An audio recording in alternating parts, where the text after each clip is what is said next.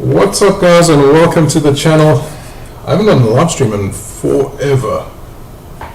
Tonight's going to be a special one because I want to share some info. I want to share quite a bit of info on how to import cars into South Africa, and also just take a look at some cars for sale overseas. I haven't actually done this for a while, so it's going to be pretty cool. Been a little while. So I'm going to take a look. I'm using obviously Japan Partner. This is where I bought my last two cars from, and I've received pretty decent service from the guys. I got nothing to fault them on. I had an issue with my second RX-7 where the guy couldn't really speak English too well, but that was rectified pretty quickly. Other than that, I would recommend Japan Partner for purchasing cars, but we'll ease into this. I'll start talking about the import process, how you do it, and for now we're just going to take a look at some cars for sale. Let's work on some pricing, because everybody seems to think they know pricing, and especially on my TikTok. That I know a lot of you guys are coming from TikTok, so welcome. But for example, there was a Supra that came up for sale. It was a blue one. It's on Gumtree. Let's quickly find it. And this particular Supra sold for it's for sale for 680,000 rand. And where are you? Probably on OLX. No, it's on Supra. Gumtree. 680k for the Supra. Now, a lot of people on the comment section said the owner's bloody mad, or I'm bloody mad, because they thought I was selling the car. I'm not selling the car. I don't know the owner. I know nothing about him. This particular car is selling for 680,000 rand. What I want to do is I want to go take a look at Supras overseas in Japan, and I want to calculate how much it would cost to bring in something similar to this into South Africa. Obviously, this one's a little bit over the top modified. It's got really good parts. There's absolutely nothing that I can fault on this car, but a lot of people thought this price was high, and I'm going to prove everybody wrong. So quickly looking at the comment section. Shaylin, away. Rapid, hey dude. Velo, yo, hi. How we doing? Yeah, all good. Carrying on. Bit of a tiring week, but I figured I'd come and chill with everybody on Friday night. Nothing else to do, lockdown. The Mick, hey, what's happening? Just a quick shout out, Nelson. I hope you're all doing well. Mick, you've got something heading your way, just by the by. It's taken me like 3 years, but it's heading your way. Anyway, the Supra, we'll come back to that one. I thought I'd take a look at some Skylines. So like I mentioned, this is Japan Partner. This is the crowd that I used for my last two imports. And what I've done is you've got to be registered, so you've got to jump on here and register. You've got to pay them a fee, and then from here you basically select what cars you want from the auction. And obviously we're going to dive right into this, and we're going to go Skyline. We're then going to select the type of car, and the type will be BNR32. I'm going to look at BCNR 33, 34, and then they've also got some BCNR 32, 33. So I'm going to look at the GTRs. Now, just some info, you guys that are coming from South Africa and watching. There is a misconception. People think that you can import any Skyline. That is not the case. You can only import a GTR, and it's unfortunate. You cannot bring in a GTST, GTSTM, GTT, GT, etc. Only GTRs, and the reason being is we work through RTAC, but basically it's the import control something of South Africa, and they have a team of specialists, and they use a company as well called SAVA. I don't know if it's a company, South African Vintage and Veteran Association, and they decide whether or not a car is a collectible or collector's item. And they have decided that these cars like the GTs and all that are not collectible, which sucks. The only way to get them is if you're a returning resident. So go work overseas, go work in Japan, go work wherever, own the car for a few months, and then bring it back to South Africa. That's the only way you're going to bring something like that down.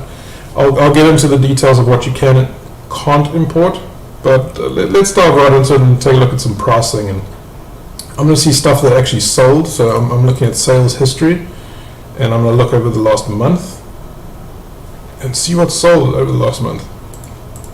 I want to see what the price is. So it's obviously it's good to do this and go through and try and gauge pricing. So that's something I did before I purchased my cars from Japan. It's scary doing this because you're buying a car sight unseen. It's in a foreign country. They don't speak the same language. So it's tough dealing with the guys. I would always recommend, now I'm going to tell you the guys this straight up, I would always recommend speaking to an importer. I'm not going to mention any names. There's many great companies, or at least there's two. There's one here in Durban, fantastic service. There's also another one that I know of in Cape Town, great service. I would urge you guys to deal with them first, because this is not easy. It is horrific. It was probably one of the worst experiences that I have had to do in the last 10 years. And the reason being is I didn't know anything. I didn't know my info. And I went in here Googling everything. All this information is readily available on how to import a car into South Africa. It's all on Google. You can see those tabs at the top of my screen, import control application, SAD 500. We'll get into that in a second. It's all Googleable. And that's what I did. I Googled the crap out of everything. I figured out along the way. And then I called random people. For example, I called the police department because I knew you had to do an Interpol clearance and a CRR with the police department. So I phoned them, and then I found out the steps. Oh wait, but before you do that, you're going to need a data dot. Oh, data dot, okay. Speak to the data dot guys. What documentation do you guys need? Oh, you need X, Y, and Z. Cool. So that's how I pieced everything together. And I've just seen a comment. Rochelle, what's happening, dude? My gain is too high. That is my bad. Let me fix that quickly. I usually go through my headset, but I didn't feel like having a headset on, so I'm actually going through the webcam. Probably not a good idea. Someone let me know if that is okay. I'll just turn it down. That was my bad. The Mick, hey, cheers bro, see you again soon, have a good weekend. Thanks buddy, you too.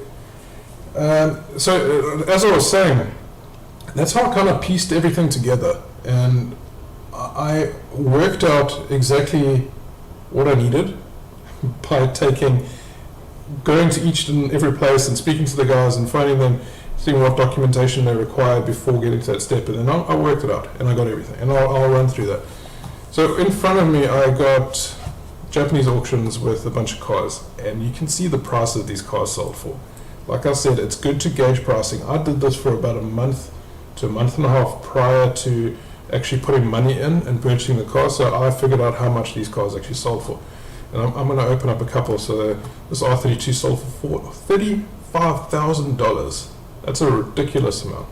Where it says not sold here, it means that it probably didn't meet the reservation.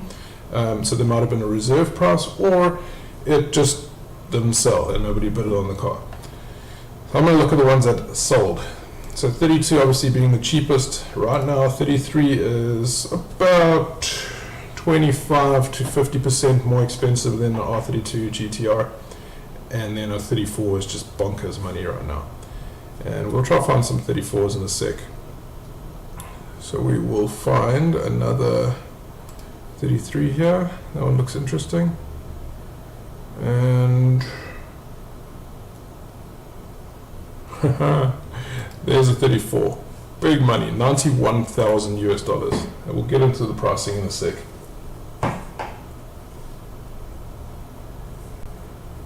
Ryan Hasbrook, the actual mic is distorting the sound regardless of the mic gap. Okay, let me switch over to this. Give me 1 second.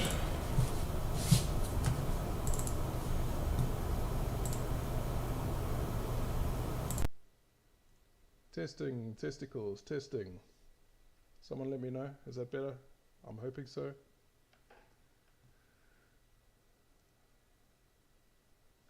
Okay, someone let me know. I'm just going to carry on. So this 32 sold for 35,000 US dollars. This is what you call a grading sheet. So this grading sheet here will give you information on this vehicle. It'll tell you what type of damage is on the car. So these all mean something. There is a cheat sheet for this. Basically, just jump on Google and Japanese car auction cheat sheet. And I will show you in a sec.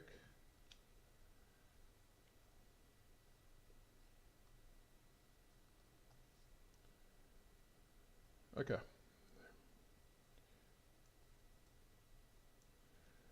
So we got this this sheet here, and this, I just picked it up with Prestige Motorsport. They look like importers in Australia. It'll tell you that A means scratch. A1 is a tiny scratch, medium scratch, deep scratch, etc., etc. A lot better, way better. How much extra money does all the importing and admin cost on top of the actual car? I'll get into that in a sec. Let me just show you guys exactly what all of this means. So, for example, here's A1. Those mean light scratches on the car. B will mean something, and I mean you guys can just figure it out. U means pin dent. So there's a pin dent on here. This is the front of the car. This is the rear of the car, and then these are the gradings. So 5 will be a brand new car. This is exterior. That is interior. A being brand new goes all the way to F. F means fucked. Now interior and exterior, you're going to want to get something like around a C. 3.5 means above average, so that's the overall rating of the vehicle. It's above average. These are the notes. It's in Japanese, unfortunately. You can use Google Translate with your phone, but it's not going to be very accurate. You can tell this one's got a HKS ECU in it, or a V Pro, and then it's got a bunch of stuff, but you're not going to know. Japan Partner can help you with translations, but only once you are set on buying a particular vehicle or starting to bid on particular vehicles, they can help you out. That is the gist of it. This car sold for a good amount of money purely because the mileage was incredibly low. So 60,000 kilometers on that one. This one, a 93 model, same as mine. I've got a lot less mileage. I bought mine with 70,000 kilometers, but I bought it 7 years ago. This one's been de-winged and it's got a bunch of stuff. So RA means it's been repaired or rebuilt. It was an accident, possibly resprayed. Otherwise it's average, very average in both interior and exterior. XXX means those panels have been replaced or repaired. So there was a front smash on this car. You don't know what else is wrong with it, so stay away from something like that. And that is the idea. We're going to run through this through most of the night and just look at some cars, and then I also want to take some cars from South Africa and we'll look at the pricing, SA pricing, like I said, in that Supra versus importing. And that's when, Rohan, I'm hoping I'm saying your name right, that's when I will tell you exactly how much it's going to cost. So let's look at this 34 quickly. This is $91,000. Once we take a calculator to that, let's just work on $91,000 straight up, and it's 15.3 I think is rand. So that's 1.4 million rand already before importing, before paying SARS, before paying VAT, before paying everything else. That is a lot of money. Right, that is the 34, pretty much unobtainable. I'll tell you guys something that still hurts me, and I'm going to bring it up. Is when I was importing in 2013, I was initially thinking about bringing in a Supra, and I wanted a Supra badly, and then I decided, you know what, let me get a 32 rather, a Skyline 32 GTR, which is the one I've got now in the garage. And I thought, no, let me get that, and I'll buy a Supra afterwards, then I'll get a 34.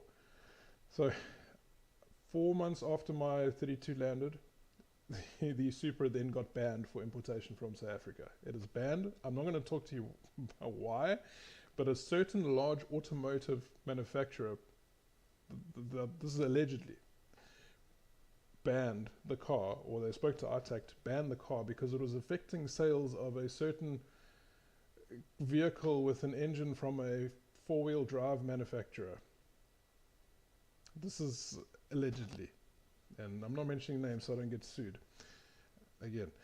And anyway, I wanted the Supra, I never got it. Then I thought, whatever, if it wasn't meant to be, I'll get a 34. Prices just started getting smacked. I could have bought a 34 back in 2013, landed, done, dusted, registered for about 330 to 350k. And I could have sold it now if someone had the money for 1.7, 1.8 million rand. Yeah. Anyway, quickly to the comment section, then we go back.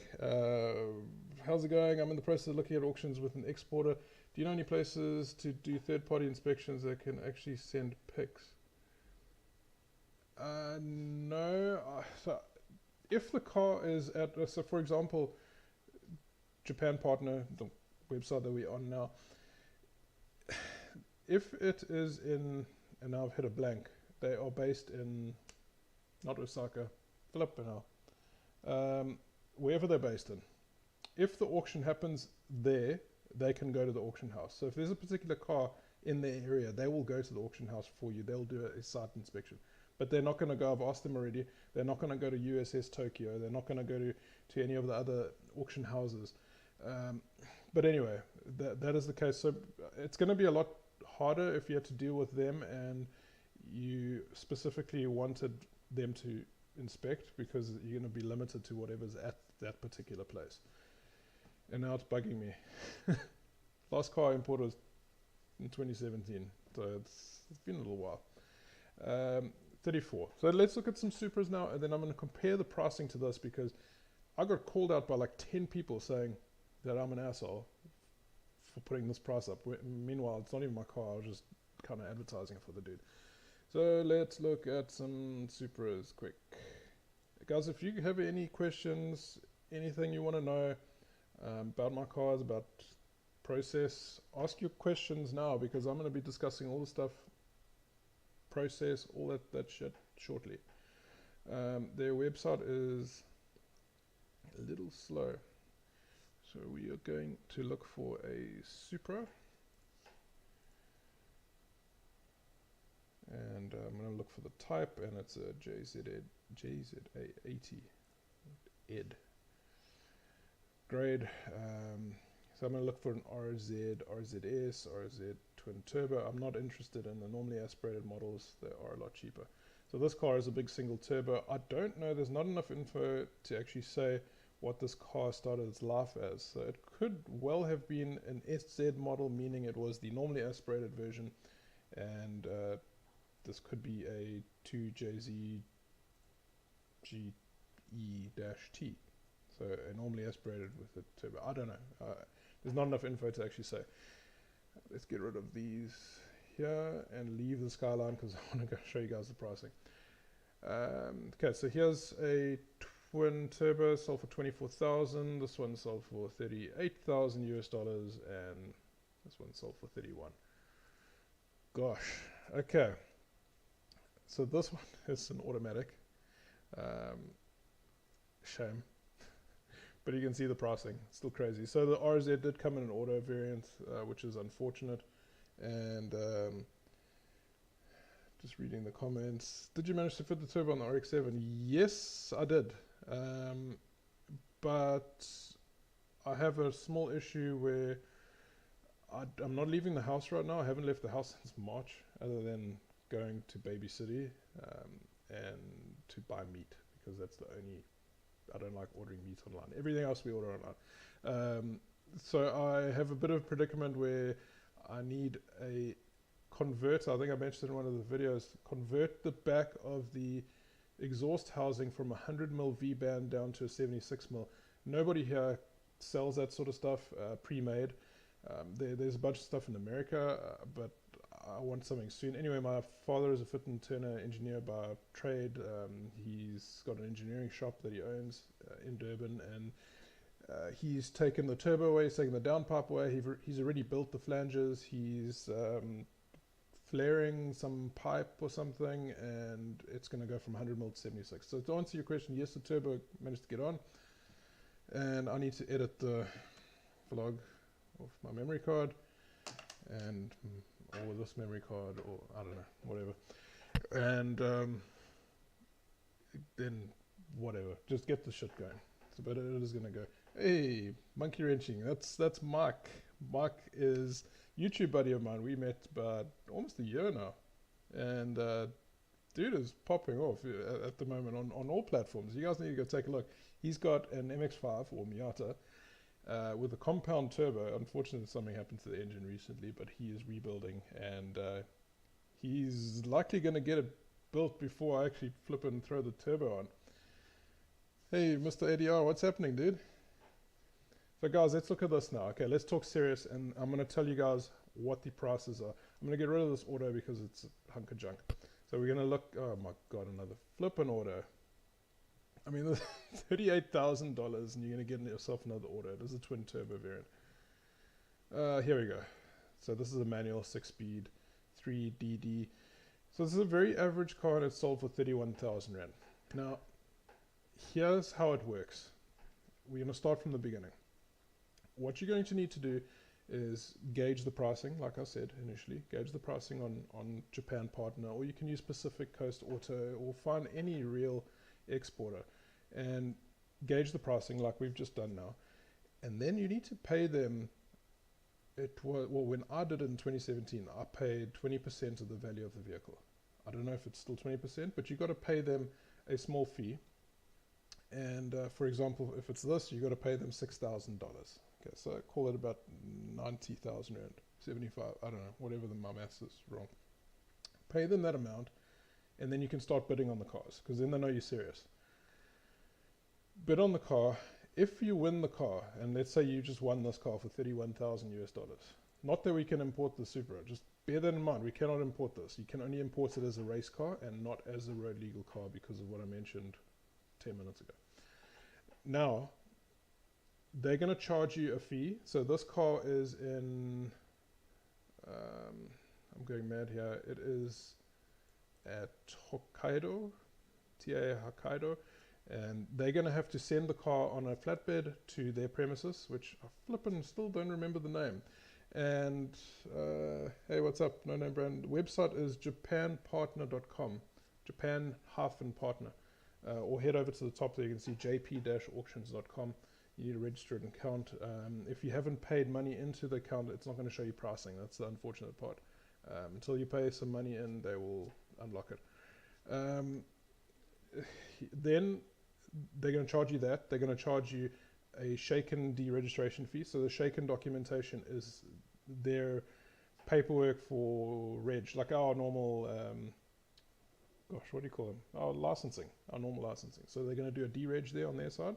They're going to do a radiation check, and I'm talking, these are small figures. So the flatbed even is probably about $1,000. That's what I paid last time, which is about right. If I had to bring a car in from Durban to Joburg, it was $1,400 for me to do my MR2 from Pretoria on a flatbed, on a truck. So there's that fee, the shaken fee, there's radiation fee where they've got to check for radiation before it gets in the ship, the dereg fee, and then there's also their buyer's fee. So they'll charge you like 0.5%, that's what they did for me, to buy the vehicle. And that's pretty much it on their side. And then they'll obviously ship the car to you. Shipping costs, when I did it, it was $1,200. And if we look at, I don't know what the shipping is now. It actually doesn't show, but we could probably figure it out later. Anyway, call it $1,000 to $1,500 now for shipping. That'll come to Durban port. And then once it's here, there's a whole bunch of other stuff that you got to do and pay. And we'll talk about what you need to do later. Let's talk about money first. You're going to have to pay 25% of the value of the vehicle, only the vehicle. So 31,410, you're going to pay 25% of that to SARS, right? Then you're going to have to pay VAT, 15%. The 15% VAT you're going to pay on the total invoice amount, what these guys give. So that will be the car, the shipping, the radiation check, the dereg or shaken dereg, any other fees that they have. You're going to have to pay VAT on top of all of that. Once you've done that, the car gets released from the port, and then you go pick it up with your truck or whatever. And once that is done, you then have the vehicle in your possession. Then you got to deal with the NRCS. You got to deal with ITAC. Actually, you got to deal with ITAC before the car leaves Japan, but we'll get into the process. The money-wise, let's talk about the money. So now that you've paid all of this, and I'm going to throw a calculator up here. I know you can't see it, but 31,410 times 1.25, so that's 39,262. And then I'm going to add on here, let's call it $1,200 for shipping, and then I'm going to say $500 for all the other services times 1.15, so that's 47,000 US dollars already, and that's the car landed here. Now I'm going to convert this to rand, so let's just go flat rate. Let's go 15 rand. It is a little bit higher. That lands you in at 706,000 rand before anything else. So to the dude who watched on TikTok and called me an asshole, there's your price right there. 680,000 rand for this local one. And I know nothing about this car. I'm not trying to sell it. It's not mine. To import this one, no, that one, is 607,000 rand before NRCS, RTAC, weighbridge, Datadot, licensing, permits. Okay? That's a lot of money. Yeah, importing is tough now. This is also why I haven't been able to import since 2017. And then now COVID. I was hoping to get an NSX, a Honda NSX. And I was saving for it, and then Bitcoin went for a ball of shit. And we are exactly where we are right now, and I'm stuck with my pretty decent cars, but that is what it is. So quickly to the comments section. Thanks for the love, dude. The block is ready for the machine shop yesterday for boring. Blah, blah, blah, Waseko. Oh, dude, nice. I had Wasekos in my one Subaru, and then my other one was CPs. Super excited, dude. I'm excited for you. Hokkaido's north of Japan. If you didn't know, I didn't know. I don't know where anything in Japan is. All I know what cars they have, and that's about all. I don't know much about Japan. Didn't even think about scanning for ads. That's crazy. Getting a radiated vehicle. Yeah, dude. You've got to do radiation checks. For real. I didn't know either until I looked at my invoices. 47,000 US dollars. And that's a bit easier on your pocket than on our pocket. Because that's 47,000 US dollars is higher than the average person's salary in South Africa. Much higher than the average person's salary. Like probably double. Aren't NSXs rising in value anyway? They are. And that was also part of the problem. That's why I don't own one now. And fucking Bitcoin. I'm not going to get into that. Yeah. Unholy Moses. Really wanted to know about the shipping. Thanks. Cool, dude. You got to stop these streams, bro. Makes me want more cars. Well, get more cars. Nobody told you not to get cars. Just buy them locally here because they're a bit cheaper now. So you guys can see it's not easy to import. Two, the prices have risen quite a bit. I bought my black FD, and let me share it on the screen here. Let me get my pictures going. Where are you? eDrive. Which FD? That one, 97. Okay. Let me share my screen.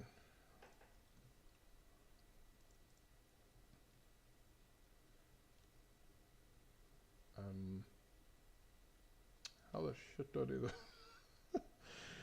Display capture. Ha. Got it. Display 2. Christ. There we go. Okay. So this is my black FD. This car, you guys have seen it.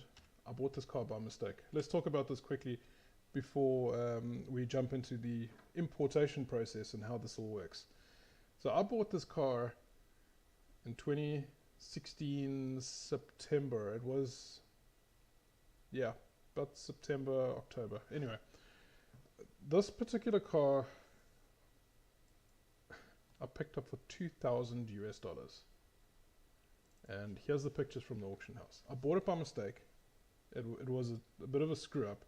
My daughter was just born. She was like a week or two old. It's a long story. I've said the story like twice on my channel before. I'll quickly go into it. I'd already bid it on cars for like 2 weeks. I hadn't won a single car at the auctions for about 2 weeks. I was pretty bleak about the whole thing. And then basically my daughter was awake at like 3 in the morning having a feed, and we're super tired, my wife and I. And I just bid it on every single car. I didn't even look. I just bid on everything. And I was bidding quite high, and I was trying to bid nice stuff. And I had like a cap of like $6,000 then for that particular one, for this particular one. And anyway, I landed up winning this car for $2,000. The guy phoned me up. He's like, "Hello, you won this." And I'm like, "Oh shit, that's flipping awesome. How much? That's a bit cheap. What's wrong with it?" Well, that's what's wrong with it. If you can see, it's an auto. And there was a video on this whole thing, and it had modifications. So it had a veil side wing, which is sitting in my garage right now. These wheels are now on my silver FD, and I've put the stock F&E wheels on this car. I've put the stock exhaust on this car. I've put the stock intakes. It had HKS twin power. Gosh, I've hit a blank. I hit blanks on live streams. The HKS intakes, I took those out, and it had some other mods. This car is now stock standard. There's absolutely nothing done to it, and which I kind of like. Here's my grading. So was it just slightly above average? DD. Interior was okay. Exterior not so great. 140,000 kilometers. It's still running, and it's still going. All the shit's out. There were TVs. There was a screen in here. There was a screen in the back. This was the electronic toll collection system. I forgot what this was. These were cup holders. It came with this random key for another FD. It's not even my FD. So on the key, like right over here, if you guys can see that, right there it shows you the number, like it'll be 507, it'll be the build number, and you open up your not VIN plate, it will show you on the VIN plate too, but when you open up your hood and on the firewall, it'll have the same numbers printed. And that key didn't correlate with the other two FDs that I've got, so they sent me a random key. This radio's out. There was a lot of shit in this car, and it's out. There's my auction sheet, and anyway, I won this car for cheap, and here's all the shit that came out. And this car is riddled with pubes. There's an old video on my channel. I forgot what it's called, but it's quite funny. And let me kill this this screen quickly, and we're back. It was quite funny. Where this car was, like I said, riddled with pubes, and you guys can go find that video somewhere. It was dodgy, like in between the seats and in between carpets, and I don't know what this dude was doing in the car, and there was probably a good reason for those two TVs. And being a little guy, he probably just like closed himself in there. Speculation, my end. Dodgy. Anyway, I landed a car for $2,000. It landed in South Africa, done, registered, on the road, everything done for like 78, 79. It was just less than 80,000 Rand. And it's running, and it's still alive. It's probably my second most reliable toy car. Toy as in project car. MR2 being a Toyota is the most reliable. But that FD, it's now worth, I mean, if I had to sell it, which I'm not going to, I could probably sell it because it's stock, and everything is stock. I'm talking everything, exhaust, the works. I could probably sell it, yes, it's an auto, for maybe 165, 175k. So I have made money on the car. So I'm not gonna disclose the other prices that I paid for the GTR and all that other shit, because you guys will die if you heard how much I paid for this stuff. Let's look at the comments quick. Am I too late? No, dude, because I'm gonna upload this afterwards. I did talk about pricing and how to calculate pricing. Now we're going to talk about how to import the cars, and I'll get into that after I finish reading the comments. 2K, oh my god, yeah, dude, $2,000. The veil side wing suits it at least. I pulled it off. I wasn't so keen on it, so now obviously I got stock wing on both silver FD and both the black FD. The silver FD is going to have quite a bit of a transformation because I'm throwing that feed bumper on. I want to do some canards, I want to do some side skirts, and I want to get the that big the big wing, from an RZ model. And back to the comments. How common are the Turbo 2 Trans? Is that an FC? Turbo 2 Trans? Turbo 2 Trans. Yeah, it is an FC. Not very common at all. I've only ever seen once. Oh, that's not English. I've only ever seen one in my lifetime, and that was at a tuning company, Auto ETC Calais. He owns a red one here in Durban. He's also got a 6-rotor BMW, mental, M6 or 6-rotor, yeah. Vessel, hey, what's happening, dude? Shit, I think I forgot to reply to your comment. My bad. About the Evo. I've been meaning to. Sorry. Yes, that's Monkey Mike. Hey, 82 Garage. Oh, Jesus, I read your comment. I didn't even flippin' Aaron. My bad. I just like read the comment. I'm like, oh, Aaron's here. I just like kind of, we talk on Discord all the time, so it's like not unusual for me to see his name. Aaron is like a flippin' superstar around here. He's got like 78 rusted cars sitting in his garden. I'm just being a dick. He's busy doing a crazy V10 swap to a Subaru. I'm going to say GC8, but it's not a GC8. It's the same shape. I think in the States they called him something else, a 2.5 RS. Anyway, he's doing a crazy swap into that thing. He's now hit like 150k on TikTok, and his YouTube is booming. If you're probably following him, I was going to say, go hit him up with a follow, but let's see. Hey, Nash. Channel going great. Thanks, dude. Yeah, it's picked up in the last little while, but like 350 subs in the last month, which is great. So thanks to all the new guys that are on. Might have a beard hair. Somebody's scratching the beard a lot. Me? Is that me?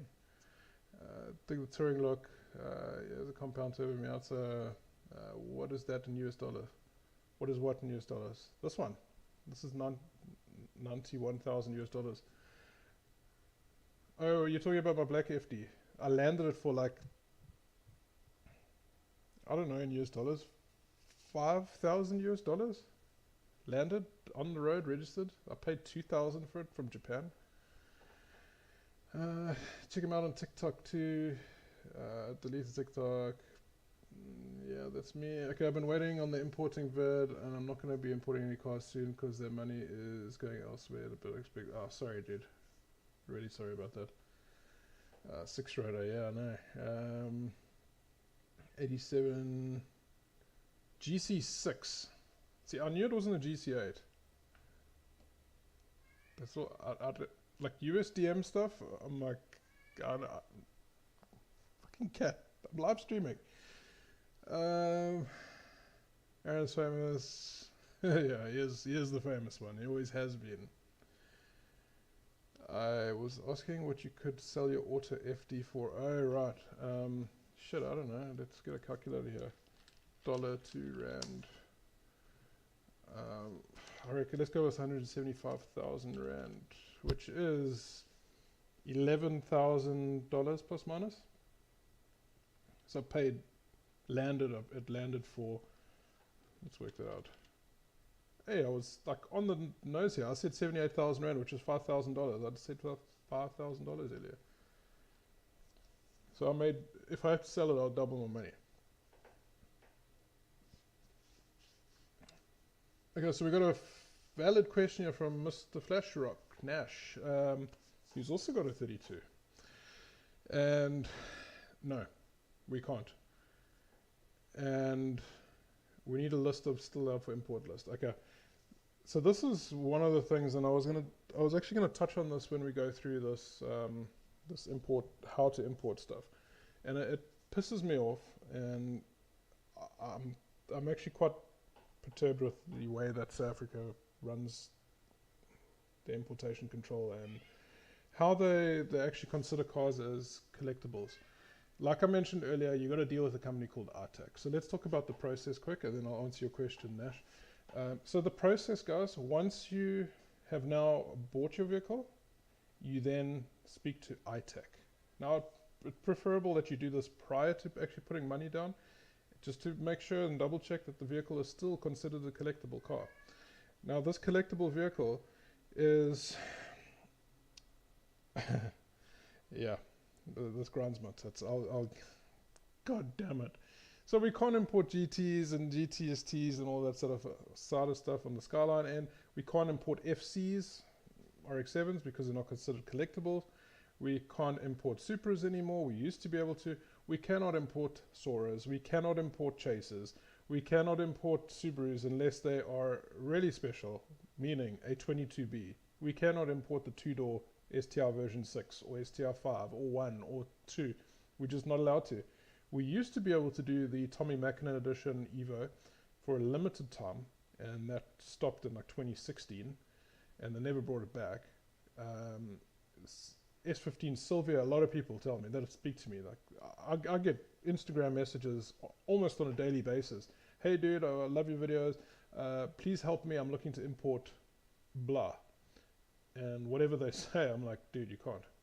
And this is South Africa.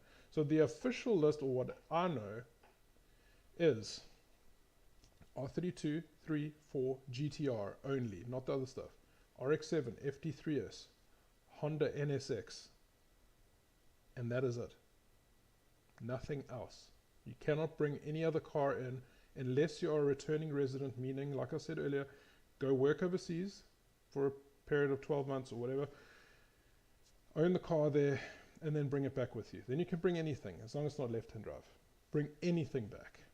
And this is why I urge people, like I was speaking to someone I met on Instagram, and we chatted for a while about importation, and he was keen on importing something. And he's now in the States, and he's thinking about picking up a JDM car in the States and bringing it back. And he said, yeah, I was thinking about a Skyline or something. I said, dude, don't do that, because you can bring in a Skyline from Japan. You can bring it in from somewhere else, because you're allowed to. Bring something in that you're not allowed to, like an S15 Sylvia, like a Sora, a Chaser, a Pulsar, a Starlet, all that cool stuff. I mean, stuff that we don't. I battle to multitask. I should probably keep some stuff that's less boring on the screen. To bring in something that we don't have, and that was what I urged them. And guys, so the process and how this all works is you need to speak to ITAC, and they will tell you whether or not the vehicle is a collectible car. They deal with a company called SAVA, South African Veteran and Vintage Association. They will decide whether the car is in fact a collectible or not, and they generally come back to you and say no. So you can email them, and I'm not going to ask you guys to spam, but I'm going to ask, if you do think of a car that you'd like, perhaps send them a message and ask them why it's not considered a collectible, because we know it's collectible. We know that Silicas and MR2s and everything JDM has been climbing in value, so they are becoming collectibles, at least in my eyes. So RTAC is the governing body for this. Now, let's go back to the actual import. Now you're going to import a car. So here's some NSXs. So this one sold for $39,000, and it's an auto FAT. FAT is another one, FAT. Let's say you bought this car, the NSX. Clear it with RTAC first. Then you're going to need a form from RTAC, and it's on their website here. You can get this link from the top of my chat. Just jump onto RTAC, and it's this IE462 form, and it's this register as an importer form. Okay, so you need to have a valid importer's code, which I had to do. Otherwise, you can use the generic one, which is 505050. I think you pay slightly more on that one, like tiny amount, I think. But best to get your own importer's code. And then you got to fill in this form for IE462. And the IE462 form looks like this. I will share it on my screen. Window capture and add source to.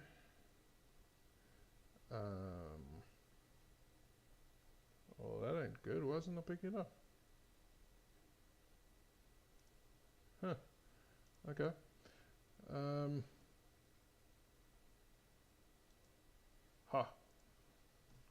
Weird, I had to close it and reopen. It obviously didn't refresh.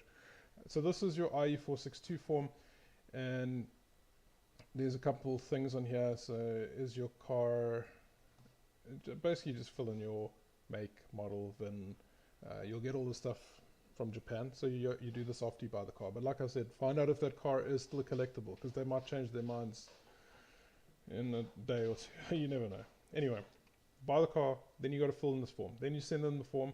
They will give you a form back that says the vehicle is legal for import. And why can't I see my stuff anymore? So they'll give you a form back that basically says vehicle, let's say Nissan Skyline R32 GTR, is eligible for import into the Republic of South Africa from X date. They give you 6 months from the date of the car landing to register this car. 12 months, sorry, I'm talking shit, 12 months. And on that form it says you may not lease, lend, hire, dispose of, plus a bunch of other shit, rent, something else, for a period of 2 years. So once you bring in this car from South Africa, from Japan or wherever, to South Africa, you cannot do any of that shit. So you can't sell it, you can't even lend it to your dad, your brother, or whatever to drive. That's not legal. You have to drive it for 2 years. And then you can sell it, you can do whatever. So all of mine are now eligible to be sold. So that is that documentation. Once you have that, that doc will cost you plus minus 3,500 Rand. That was what the cost was back in 2017. And then there's a bunch of other shit that you're going to need, but I've got to look at the comments quickly because I'm being rude. Sure, quite a bit of chat going on here. I'm just going to pick up a couple of random ones. I can do it on mobile.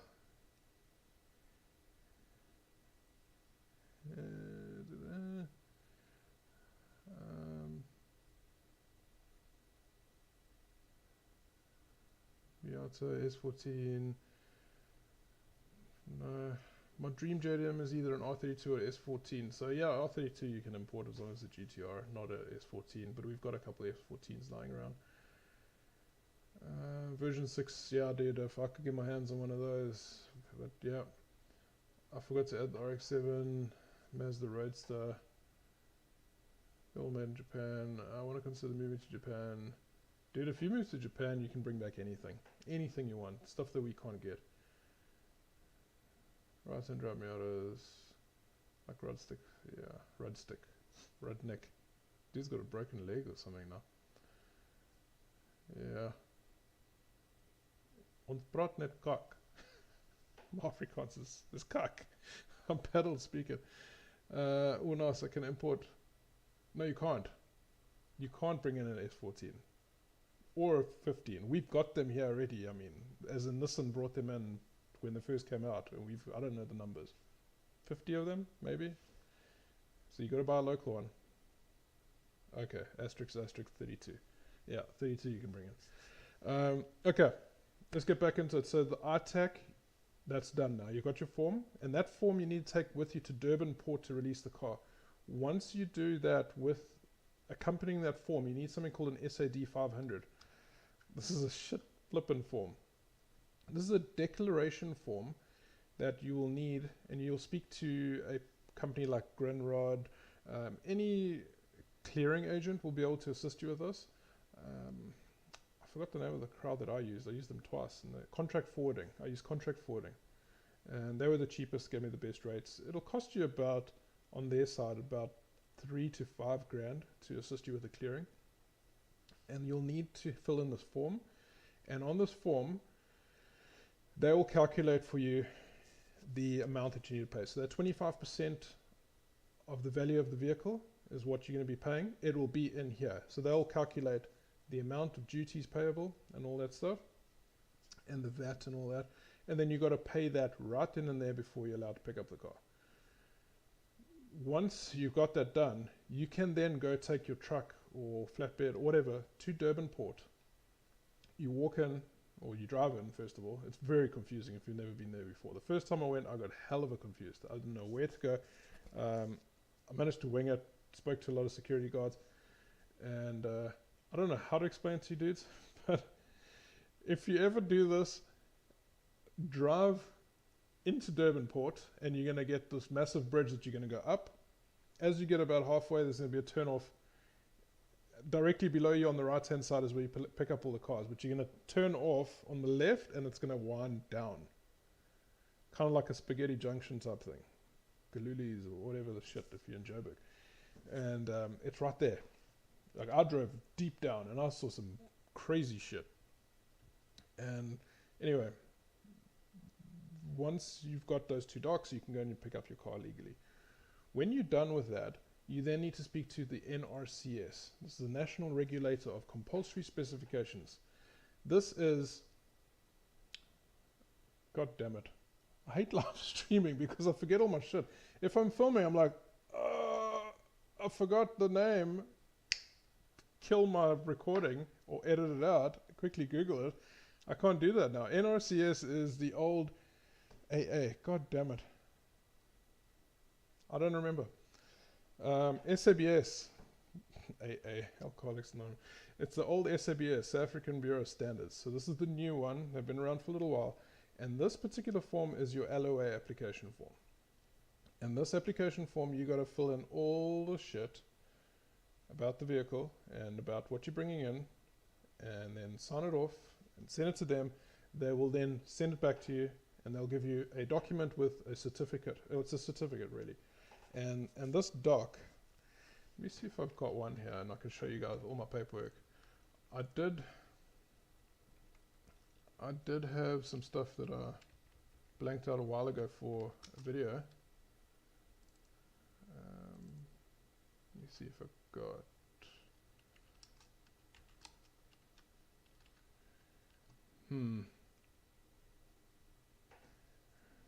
Yeah, I don't have it. Well, I mean, I do. I just don't want to show mine with all my shit on it. I have an idea though.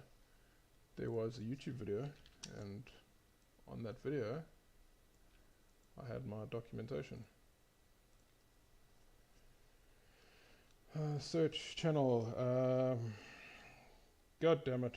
It's import GTR. How much does it really cost? Yeah.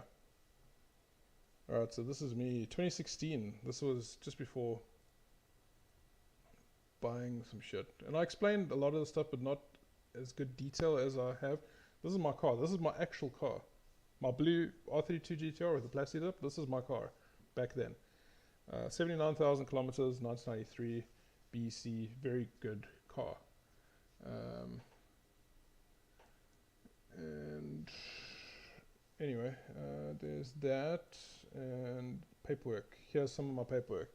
So here's my import-export license that I spoke about in the beginning.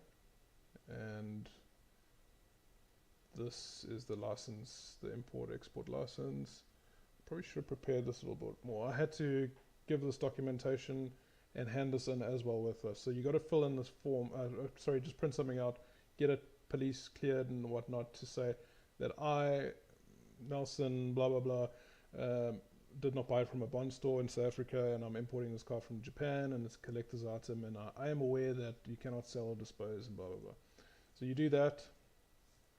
You then, and remember, all of this shit's public knowledge. Like I said, I urge you guys to buy from an importer rather, like a local importer. The guys are good. There are some good guys. And it's a lot easier. It took me 7 months to register my cars. SARS. This is the SARS clearance form. This is similar to the one that I showed you earlier. And then you've got, this is your SARS EDI response. You'll get this from the ship. So afterwards, so Impact Trading did my GTR, and Contract Forwarding did my RX-7s. And this will basically tell you how much you need to pay for the vehicle. Here's an SOD voucher. That SOD 500, this one that I spoke to you about, they'll give you a voucher. And this is the voucher for the vehicle, and this will show port. This is one of the docs that you need to print out once you've paid your duties, your 25% and the 15%. This is the doc that you need to take with you to the Durban port and say, guys, let me in. I've paid, and here's my RTAC and all that other shit. For my silver RX-7, they didn't even care. They didn't even look. They were so busy. They were like, "Oh, have you paid? Okay, yeah, you paid." And I'm like, "Here's my other documentation. Like, which one is yours?" I'm like, okay. SARS notification to say that you've paid. I mean, you guys can find this video and go run through. Here's my import note. This is the RTAC one I was talking to you guys about. So, one used 1993 Nissan Skyline. It cannot be pledged. Oh, here we go. The vehicle may not be offered, lent, hired, leased, pledged, given away, exchanged, sold, or otherwise be disposed of in South Africa for a period of 2 years from date of clearance for home consumption into the Republic. So it's basically when the car lands. And that is the one thing. So that's the RTAC that will allow you to get the car from port. Then the NRCS we were busy talking about. That's actually what I'm looking for here. The NRCS is here. So this is your NRCS certificate. Remember I said a certificate with a stamp? This is it. You'll get the cert, right, without that golden stamp at the bottom. They'll give you the cert. Now that stamp is your full-on clearance stamp. And I'll just quickly look at the comments and I'll see Mark is leaving. Cool, dude. Thank you so much for joining. Quickly go through the comments. Holy shit. I don't know how these big YouTubers do it, and that's why you get ignored so much. So guys, if you want to chat, if you want to ask questions, just drop me on Instagram. I'll try to respond to everybody, or drop me a comment on my YouTube. I'll try. But yeah, the live chat is hectic. Update on RB James Thomas. Dude, I haven't checked you in a long time. Hope you're well, man. RB26 swapping is FD. God damn. So he's got a 33 crazy build with an RB30 in it, plus. I honestly don't remember the rest of the stuff. 20B is up for sale. Love a 20B. I'm head out. Bye. Cheers, Mr. I'm going to watch your reels now. Cool, dude. Have fun. Importing my 33 to the US was a total nightmare. Custom sees my RB30. It was crazy. Jesus. I remember you telling me something like that. So here's that doc I was talking about. And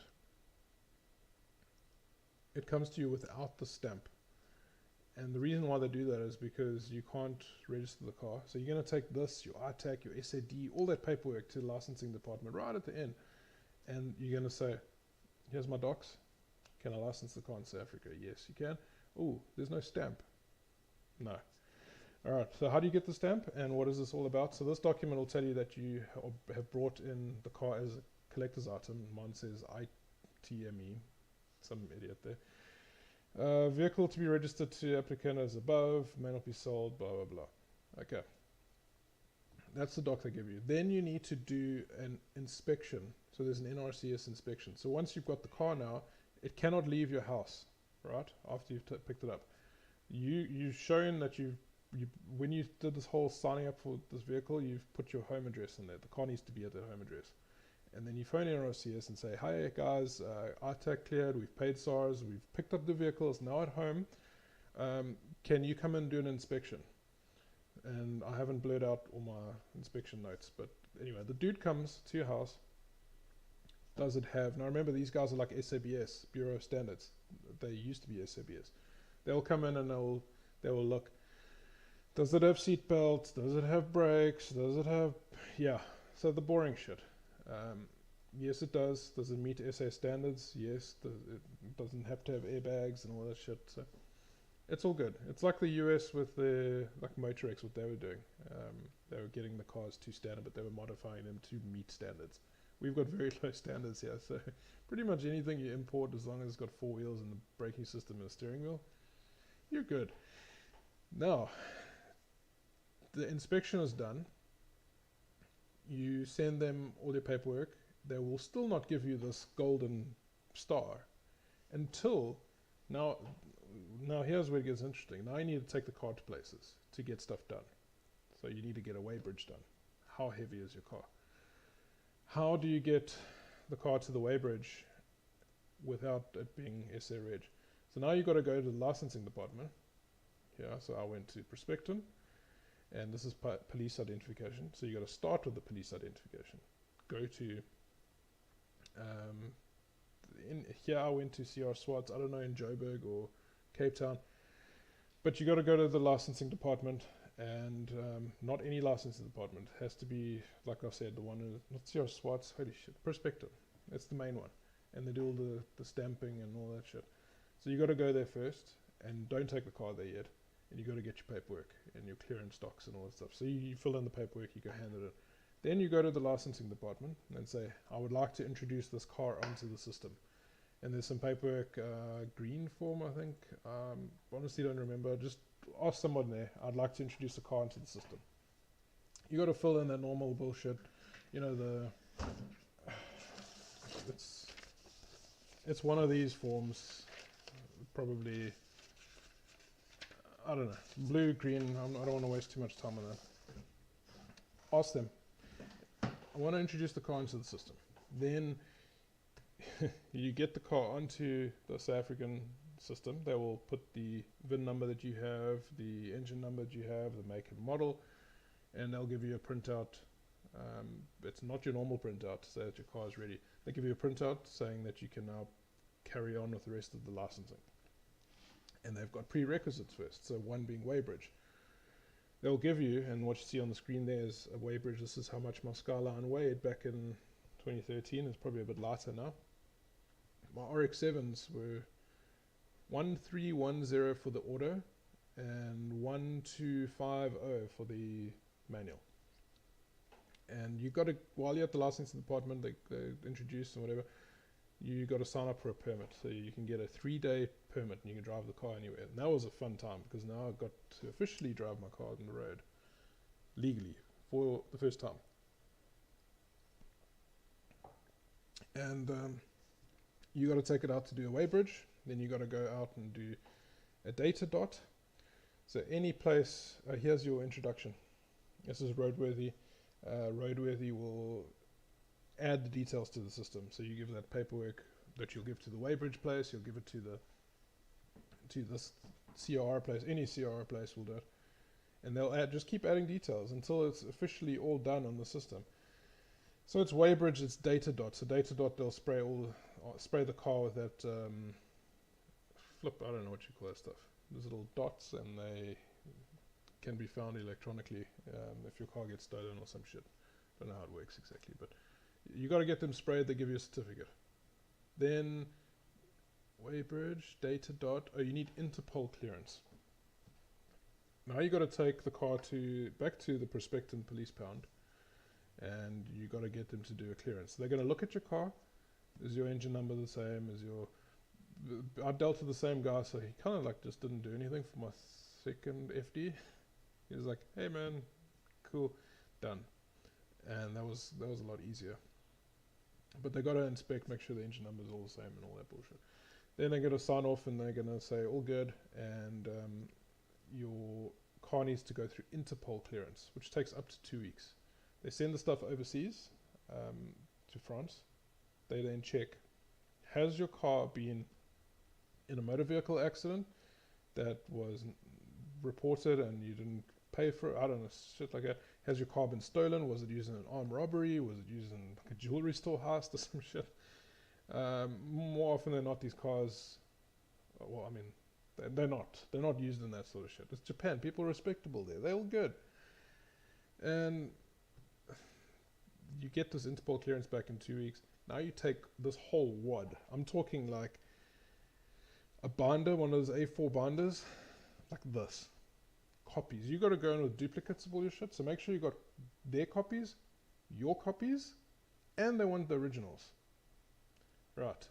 You got to take all that shit with you, plus your ID, plus proof of address, plus the usual FICA stuff. Take that through, give it to any licensing department. Probably not a post office. They might not be clued up. I went to an actual licensing department, and they then register the car on the system. But I didn't know the process as well as I do now with the black FD, and I was still learning, and this is why it took 7 to 9 months. I don't quite remember, because I didn't know all the steps, so I would get a permit for a weighbridge. Okay, cool, done. What's next? I don't know yet. Data dot. Oh shit, my permit's expired. Go get another permit. They only do 2 permits. I had to make a plan. I had to make a serious plan. Anyway, get your shit together, do it all, try to do as much as you can in 1 or 2 visits, and I mean that's really it. That's your documentation. It is a bloody ball ache to do. I wouldn't, yeah, my worst enemy wouldn't even get this treatment, and it's expensive now. I mean, we looked at pricing and all that. So let's look at how much this car landed, and then I am gonna duck for the night, and I'm gonna go play some Rocket League or something else. I don't wanna see cars tonight anymore. So let's look at this. I'm just gonna call it $91,000 flat times 1.25. That's your SARS duties. Then I'm gonna add on $1,500 for shipping, another $500 for random stuff in Japan, and then that is it. So I'm going to now add VAT, so 15%. That's $133,000. I'm going to times that by 15. Let's get the exact US dollar rate. Rand to dollar. 1551 makes a difference. 1551. That is 2,064,000 Rand for this particular R34 GTR 2000 model. It looks flipping amazing. And it's got mods. It's got a HKS EVC boost controller. It's got T37 wheels in it. It's got a HKS FCON piggyback ECU. Gosh, this white dials. Holy crap! This thing's beast. I don't like that. That's a diffy gauge tachometer. This thing is gauged up. Oh man.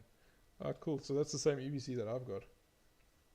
I don't know what that is. There's the HKS EVC controller. That's the digital display for it. That is a Blitz turbo timer. It's nice. It's nice, but it's pricey. So you're looking at 2 million Rand for this car landed, plus NRCS weighbridge data dot. Weighbridge is like $200. Data dot is about 1,500 Rand these days, plus Interpol clearance. That was free actually. NRCS, call it another, let's say all in all, another $5,000 on top of this. It's a lot of money for these cars now. And it's unfortunate because the people who really love them can't afford them right now. And I'm one of them. So hopefully YouTube picks up one of these days. And I can start bringing stuff in. But anyway, till then, no. I think that is it, guys. If you, like I said, have any questions, want to know any other shit, let me know. Hit me up in the comment section. Easier on the comment section. Instagram, I don't often look at. That being said, thank you so much. We'll see you all in the next one. Peace.